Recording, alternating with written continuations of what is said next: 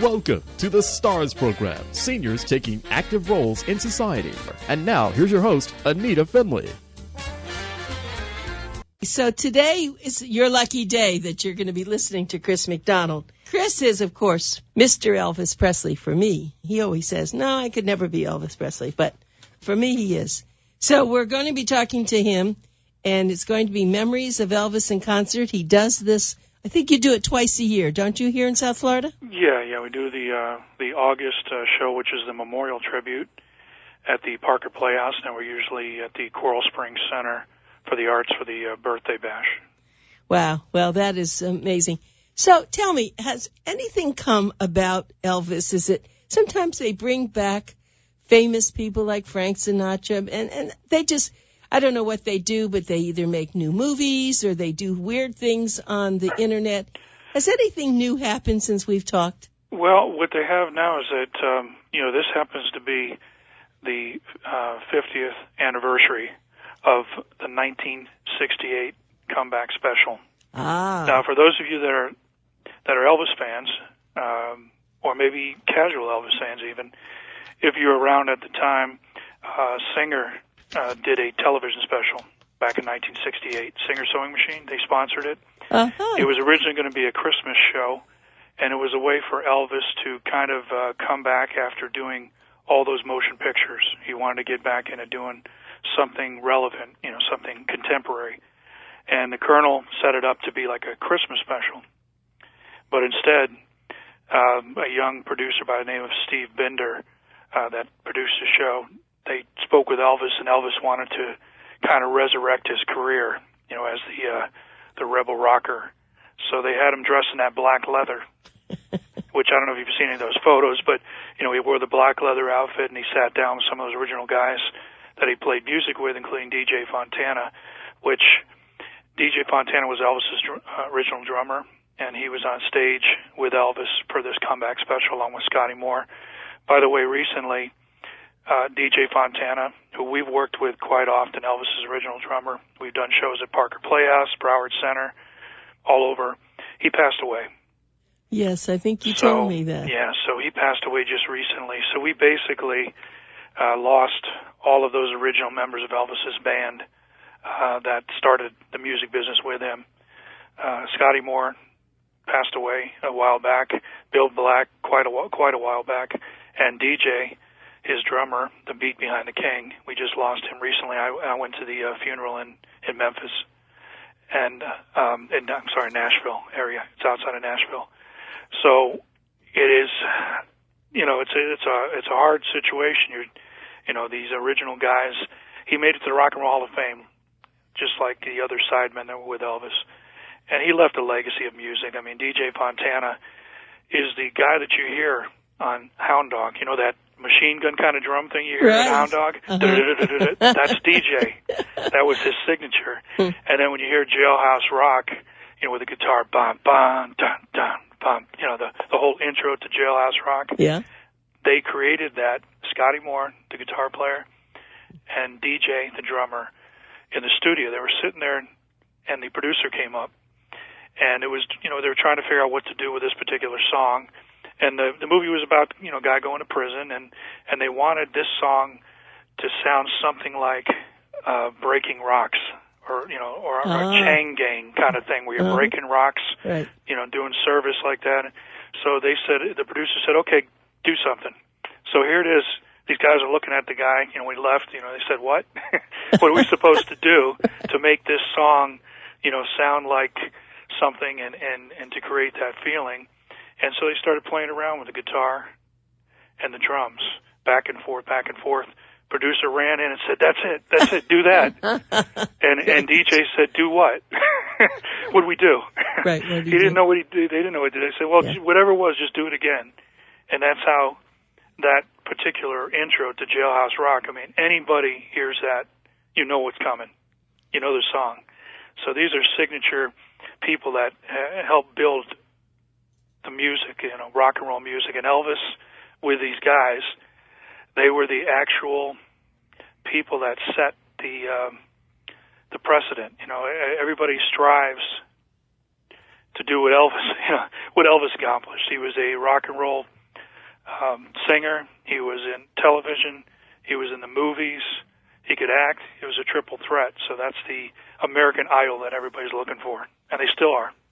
That's true. I have a question about this because recently I've heard some offsprings of some famous musicians. Now, did any of those guys have offsprings who are trying to follow in their dad's steps?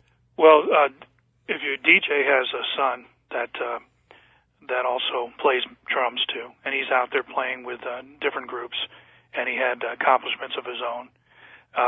Scotty Moore, I'm not aware of the situation with Scotty, and Bill Black has family members that are, of course, surviving him, but no one really did what they did. And then when it comes to Elvis, his daughter, of course, Lisa Marie, does have a music career. She has played out. She did some original material, but it didn't quite, happen for her because, it's hard. How do you follow? I mean, those are some big shoes to fill. How do you follow, if you're trying to repeat the success of your father? That's pretty hard to do when it comes to Elvis. And I think it's the same with Nancy Sinatra. She's had a good voice, but she was never the king. She can never do what he did. Yeah. I mean, she was a beautiful lady, of course, and had acting that she had done too. But you're right. It's certain things, standards. And Frank Sinatra was a standard. During his time with the big bands and everything he accomplished, he was a great actor. And signature. See, that's what stands the test of time. It's the people that leave their signature on a song. They leave their signature on a movie. That's something that stands the test of time when it's that person when you see them, it's that person when you hear them. Yep. And that's the difference between, mediocrity and stardom. Well, it's like with the Carpenters. No one's ever been able to do what the Carpenters did. Oh, the harmonies. Harmony Right. was incredible. I mean, Right. It's very simple stuff, but I mean, you're talking about a brother and sister, so, they had that natural harmony going too with a family member. That's always helps, but, they had a certain sound, exactly, and it's all about a signature. Streisand, it's all about a signature. Yep. And Elvis, during those movies, even though they weren't exactly Academy Award-winning films, he still did what he needed to do. He was charming on the movies. He was funny. He got to sing. Those are really the first videos. Everybody now, when they want to release a song, they put out a video on YouTube or, wherever they can put it. That's what these movies were. They were vehicles to show Elvis around the world, to show his music. And, they made him a lot of money. They made him $1 million a picture back then, which was a lot of money, plus, of course, the recording rights and everything else. So he had it pretty strong in all the markets. And I think the 68 comeback, after doing all those movies, he wanted to show his live performance skills, which was what he loved best. And then the rest of his life, that's what he did. He performed live on stage. And see, that what we do with our show, with a live band, there's a drums, bass, guitar, keyboards, 4-piece horn section, backup singers, girl dancers. What we do with our show is we tell that story from when he started, the shy, humble country boy who became the king of rock and roll. So we start off in the 50s. We do all that great music like All Shook Up and Heartbreak Hotel, Blue Suede Shoes, Are You Lonesome Tonight? And then from there we move into the movies, do great stuff like Return to Sender and Can't Help Falling in Love. And on this one, we're also going to put in G.I. Blues, which was a big hit for Elvis, after he did the movie. That's another thing, too. He was, in 1958, he was drafted, and he went and served his country. So he also became the All-American boy, serving his country. And it was during the very big popular part of his career, the early 50s. And he went and he served his country, came back out, made all those movies, so we show that part about the movies. Then we take a little break, let you go get something to drink, come back, and then we tell you some of the story of that live concert stuff that he did. You remember the Las Vegas Hilton, which back in 1969 was called the International Hotel in Las Vegas. And that room that was built there was a 2,000-seat theater. That was built there for Elvis to perform. Really? and they built that for him to be the first performer there at that venue. He did a couple weeks there at what they call now, I think they call it residence. You know, when you go to Las Vegas and you stay for a few months or whatever. Yeah. So he did a few weeks there. He broke all kinds of records. And then, of course, they brought in Streisand and a lot of great entertainers after, you know, when he went on the road. So after doing time for them, he ended up going on the road starting in 1970. And then he came back for performances often. But, you know, he really loved live music. And that's what we show you with the show that we do. It's all about performing the music live. There's only one Elvis. He left us a legacy of memories and music and images. What I try to do is share those memories with you, tell the story. I want to remind you of Elvis, but I want you to know that I'm a fan, and that's how I present it. And I want to tell you, there's only one Chris MacDonald, and there are who actually shows you what Elvis was and how he sang. And there are a lot of Elvises out there, and I have seen some. But I have to tell you as an expert, I'm an expert because I told Chris I saw Elvis in the late 50s at the Olympia Theater, right? Yep. And I saw him in his black deal, I believe, when he was there. I think I did because he did his shaking and it drove everyone insane. Well, that's what it's all about, having fun. Yeah. You know? And so Chris, though, really, he's such an expert at this, and he loves the music. He really has such a fondness for Elvis. He is, and when I say this is Mr. Elvis Presley, he says, no, I'm not that. But he's as close as you can get to it. I have to tell you that. And it's wonderful to have him. But look at this. Now you're hearing Chris MacDonald, but why don't you go to the show? I've been to the show. It is mesmerizing. I never got enough. I was sorry when it was over, but it's coming up. Get your pencils out. It's Saturday, August the 18th at 7:30. Saturday, August 18th, 7:30. Get a bunch of your friends. Go together. It's the only tribute. He is the only tribute artist hired by Elvis Presley Enterprises to perform at Graceland's Heartbreak Hotel. And here he's going to do this, of course, at the Parker Playhouse. You don't have to go up to Park. You don't have to go to his home. You just have to go to the Parker Playhouse, and everyone knows that's in Fort Lauderdale. You can get your tickets there. If you just go to ChrisElvis.com, right? Yep, ChrisElvis.com is our website. Exactly. And their website, ParkerPlayhouse.com. Right. And then that number for tickets is, if you want to call them, right. It goes through Ticketmaster, but it's you call them at 954-462-0222, and that is the ParkerPlayhouse.com. And when you mention about bring friends, they do discounts, 10% discounts for groups. So that's a good benefit too there. If you want to come out and bring your friends, have some fun. And what's great too is there's free parking. You don't have to worry about parking there. True. And it's parking's close to the theater itself. And this is also a historical venue. It was one of the first performing arts venues in Broward and in the area, Parker Playhouse. So, you know, it's a intimate venue, and it's just a lot of fun. We have a great time there, and that's what it's all about too. We want you to come in and celebrate the life and music of the King of Rock and Roll. So it's a celebration. It is a memorial celebration because August is a month he passed away back in 1977. But we do, on this date, August 18th, we'll be there, and it's a celebration of his life and music. So it's an event that shares. I think that's what really I want people to get most of all is that I have memories from my mom sitting me down in front of the TV set. We'd watch all the old movies, and I'd see Elvis movies come on, and he was cool. As simple as that. As a little kid, you know, I'm just a little kid, you know, right.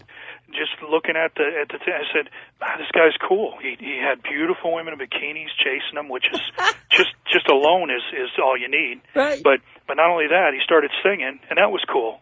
And then he would jump in a race car or get on a motorcycle, and that was even cooler. So basically, that's how I got into the music. I became a fan, a true fan as a child. I learned about him and about his music with my heart. That's what children do. So that's what we present in the show. Yeah, that's true.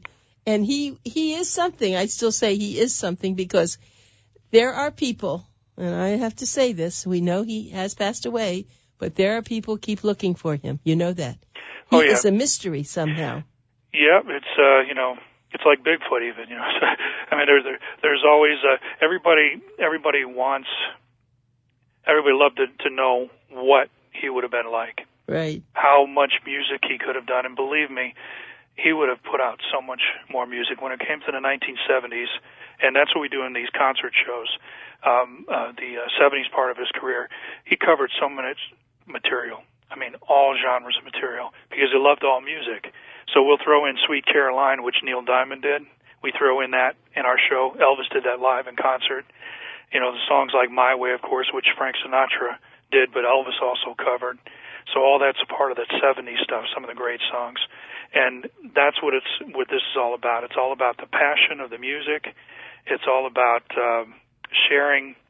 I think that's what the connection. Elvis made such a connection with his audience that part of it is what made him the king of rock and roll. It made him the king of entertainment. Yeah, it did.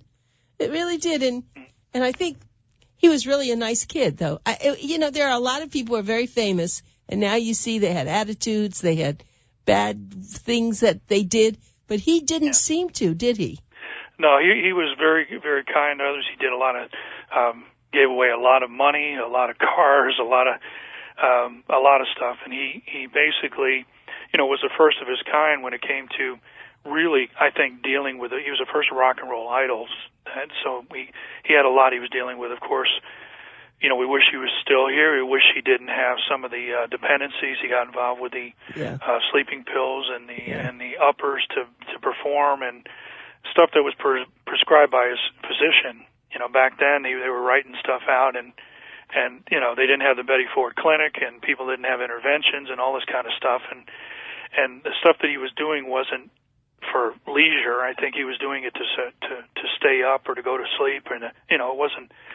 It was just a bad cycle that he was in, and at the time, he just was in it, and no one stopped it, which is sad, and his people around him weren't able to stop it. But I guess they say, if someone's not ready, they're not ready. And they How can only old stop was he?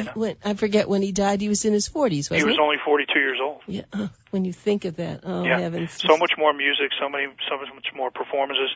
And, he was originally, they have the remake of Star is Born coming out, The Star is Born. There's a remake coming out. Elvis was actually called to do Chris Christopherson's part in The Star is Born in the 70s. Really? And what happened is the Colonel said, no, you don't want to share billing with Barbra Streisand. You don't want to have second billing. Oh, no kidding. So the Colonel decided it wasn't going to be right for him. And I believe that particular movie, if he got into that, got back into acting, he was, he'd get into shape, he'd, maybe be able to turn himself around at that point. And I really feel that could have been a major point in his life. Being there with Streisand. And can you imagine those two being doing The Star is Born? No, I can't. Yeah. Well, that's right. So, see, and I was going to talk about that a little bit. His manager was his father, right? No. His manager was Colonel Parker. Colonel Parker was a character. He was a ex-carny. He was a carny, worked in the carnival situation. He became manager for Hank Snow and some other people, and he was approached, by when Elvis started getting very popular. Originally, the guy that was managing Elvis at first was Scotty Moore, the guitar player. When Elvis was first going out, he was kind of working as a manager with Sam Phillips being the recording studio guy, but Scotty Moore was kind of doing management. And then he did, started performing, and it started taking off, and it just didn't, he couldn't do anything more. So the Colonel came along, and the Colonel said, okay, I can do something.